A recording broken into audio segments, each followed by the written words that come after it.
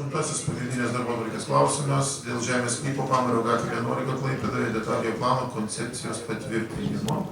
Ir kas čia užsakė jį, ar čia jau žinomi žmonės šiek tiek prie to prisideda, ar yra kaip užsieniai iš anksto pardavinėjami plotai, ar bus po to pardavinėjami.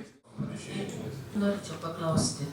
Sakykite, prašom, kas yra privatizavęs tą Žuvėdros stovyklavietę? Noriu pasakyti, kad su šį projektą mes norim panaikyti rekreacijos zonos.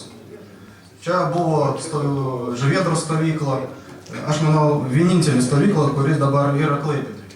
Ir aš vis tiek siūliu nebalsuoti už šį projektą, pakeisti mūsų planai, galbūt čia pritraukti papildomų investicijas ir sutvarkyti, padaryti normalią stovyklą.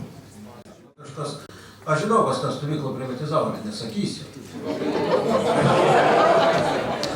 Ji privatizuota, kaip sakant, žemė valstybė. Nu kodėl dabar prieš būt? Nu ką mes čia susirinkome kokį turgų? Kodėl mes dabar stumėm kažkur? Tai yra žemės paskirtis ir mes esame už tai, kad rekreacinių tų zonų, tokių, kur būtų poilsiaviečių, nenaikintume. Nes čia labai stipriai sumažinama. Kampiukas lieka. Ką mes dar Klaipėdoje turim? Kokią teritoriją, kur gali būti tas poilsis? Toks mano klausimas. O pagal įstatymą ateina į tarybą pasitarti dėl koncepcijos, dėl to, kaip šita teritorija turėtų būti išvystyta. Išklausę mūsų pastabas, jie parengs detalųjį planą, kuriame jau matysis viskas tiksliai. Dabar dėl to, kas savininkai ir kaip čia kas vyksta.